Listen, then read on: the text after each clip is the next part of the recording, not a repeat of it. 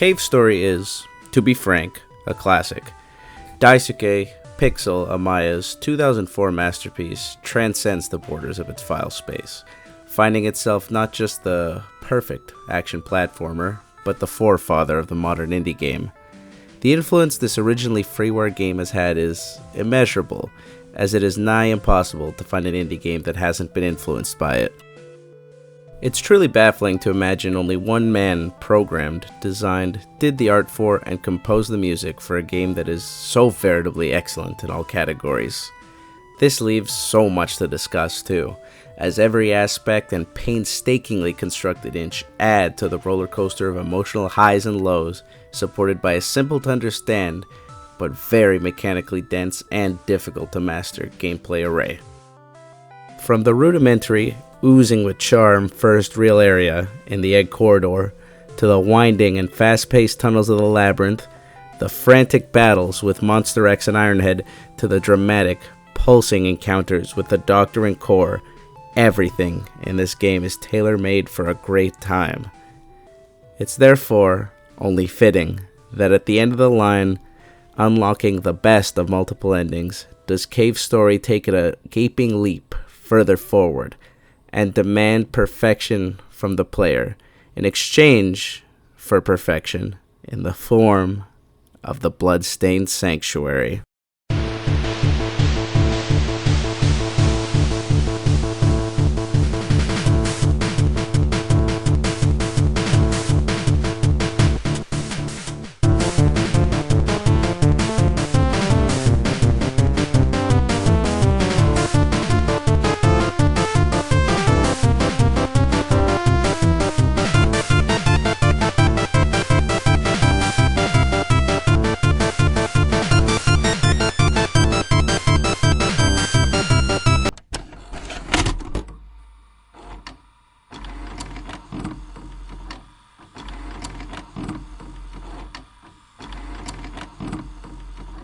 First of all, play the fucking game.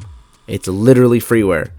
I've provided a link to a tribute site to Pixel and Cave Story that provides a bevy of downloads for whatever potato, toaster, blender, smart fridge you own in the description of this video. Secondly, you heard me right. Multiple endings. Lots of games have them, particularly based on the choices you make and quests you complete. Cave Story has 3. Despite this video being a admittedly massive spoiler, and only super accessible to the niche contingent of you who have played the game, I'd still like to be curt when discussing aspects of the game that aren't pertinent to the main point at large.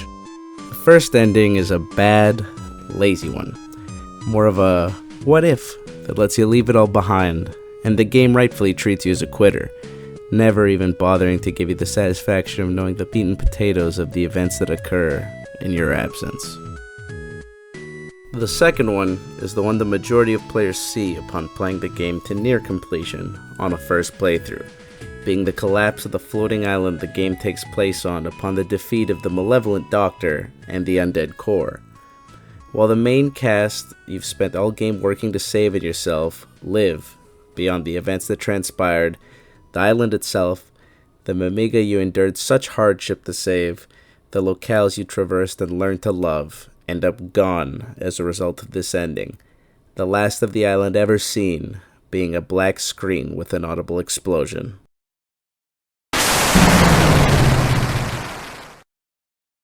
The best ending, allowing you to save everyone and witness the true best the game can offer, both narratively and in the gameplay, is both a challenge to find and to experience, while never really being that unfair to the player.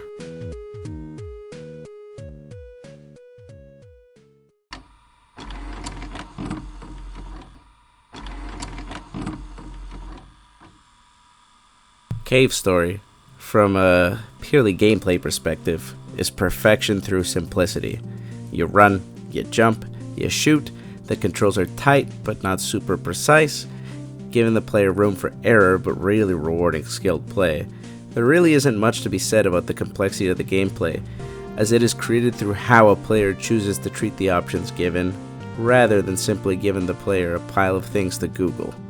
Actually, Cave Story is as far away from a Wikipedia game as can be. while it's very reasonable to have to look up Easter eggs and ways to unlock the best ending in other games, Cave Story, while never directly dictating it to the player, never actually requires you to look anything up at all. It's a veritable masterpiece in allowing the player to intuitively pick up how the world interacts and evolves with the player, never dropping the player to an area and just expecting them to look up how to progress. Areas such as the Egg Corridor and Bushlands naturally introduce the player to objectives and mechanics, with enemy placement both providing a reasonable difficulty curve and easing the player into using and switching between the game's various arms. In addition to the game's intuitiveness, while areas are often linearly constructed, being built horizontally or vertically, like most 2D platformers, the game places great value in seeing every room that there is to see. Beyond the surface level rewards of upgrades to your health and missile capacity, there are interactions and quests involving NPCs that give you weapons, items, and other goodies that, while not even needed to achieve any of the endings, truly give you a sense of scope on how large this floating island is, and often give you a nice leg up in the unique items available. The amount of exploration available in a game this linear is stunning. The game offers backtracking options that aren't just redoing an area a bit easier, but the area being explored a second or third time seems organic, and the area itself has actually changed with the world and the actions taken by the player and other characters over the course of Cave Story's plot. Acts taken by the player, such as killing the core or Omega, affect areas greatly, changing their layout up or unlocking new sub-areas within an area. Both kill the drag that is backtracking, but also cleverly add depth to what on paper would appear to be a game with limited areas to actually explore. A personal favorite example of this concept has to be with the first cave, Polar Star, and the Spur. Your first weapon unlocked in the entire game is the Polar Star, taken from a room within the first cave. If you return to it later, with the booster, it's more densely populated with enemies as when you first visited it, but there is satisfaction in seeing how far you've come since having bare minimum health points and a piddly little pea shooter. Upon visiting the room where you first picked up your starter Polar Star, you interact with its creator, get told it's incomplete, and have it upgraded to the Spur, where the clumped up enemies right outside allow you to test its capabilities. This small interaction exemplifies the excellent game design I've been yapping about in one neat package. The unforced, intuitive exploration, different, painless backtracking, reward for exploration and world building, it's all mwah. These precise points lead to exactly why the Bloodstained Sanctuary is perfection.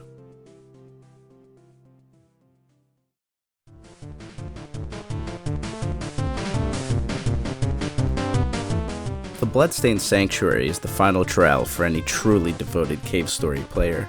Combining every aspect that makes Cave Story a masterpiece, the last obstacle in the way of the best ending makes it 100% worth going off the beaten path in spots to unlock this last dungeon. First, I'll briefly go over the requirements. Collecting the Booster 2.0 is something that requires a jump with some timing given to you by the game in the form of a stain on the floor. While it may give you an immediate power-up, the inferior version given by ignoring this cue and just letting Professor Booster die just really isn't worth it. And frankly, regardless of the ending a given player aims for, obtaining the Booster 2.0 is far better long term. The second, and more specific requirements, involve Curly. Again, I implore you to play this game, as Curly's storyline is that of the only true friend you really have throughout the game, but also your own storyline, in that it reveals your true purpose on the island. But in a nutshell, you'll need to, with the prerequisite of not obtaining the inferior Booster 0.8, ensure she stays alive through the usage of a tow cable to get her to safety following the core fight, and later battling and feeding her the Ma Pignon to restore her memories. These requirements embody the spirit of reward through doing more that the game consistently encourages. We then reach the actual area itself. Immediately upon entering, much like the last cave, your weapon levels all drop to 0, and a timer in your inventory activates. We'll return to the purpose of the timer later. You are thrust into an area so dense that going over it in detail would both be a disservice to it and pad out this video to a summary far less worthwhile than simply playing or even watching a playthrough of the game will deliver. My point being is that it challenges the player's mechanical skill, places into focus the final piece of the lore puzzle, being the origins of the island and why the Demon Crown came to be, making this not just a baseless and arbitrarily placed final challenge, but one integral to the world you've spent hours honing your technical skill within. The Bloodstained Sanctuary is a masterpiece in testing every mechanic in an extremely challenging, new, yet still very fair and possible way. Segments of precise platforming with the booster, swarms with enemies new and old harassing you at every turn, and segments that, unless you're truly cracked, require a test of endurance and battling but really test your mettle. While as of September 12th, 2024, the fastest speedrun I could find was by Periwinkle on YouTube, clocking it at an absolutely insane 1 minute and 47.9 seconds. The depths of difficulty present in the Bloodstained Sanctuary open up many kinds of trials. The footage of this dungeon that has been playing is from Spindles on YouTube, of a motherfucking 3 health damageless run of the entire area. This includes the initial booster segments, the gauntlet of projectiles and enemies, segments spent slugging it out of fucking brutal, daunting swarms of even more enemies, and the boss fights. Oh my god, how have I not talked about the boss fights yet? The Heavy Press and Balos boss fights, while not the most technically challenging fights, are climactic and amazingly designed. The Heavy Press presents itself at the end of a particularly grueling segment of enemies in precise platforming, and if not dealt with quickly, can quickly overwhelm you with the bevy of projectiles and enemies spawned, capping off the endurance segment of the run in style, with the caveat of a potential restart if you're caught under it upon its defeat. Balos, man, on the other hand, is a fucking masterpiece.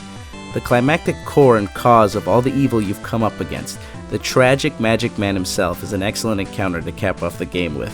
While not the most difficult boss fight if you're skilled enough to have reached him, his 3 phases, massive range of attacks, and daunting stature in his later phases make it a fantastic way to cap off a masterpiece of a game like Cave Story. A room paved with nothing but the piles of broken bodies Balos has bulldozed, beefy and impactful attacks that punish those whose senses have tired from the prior gauntlet, and a truly fight-to-the-finish feel as the room clutters itself more and more as you progress through the fight.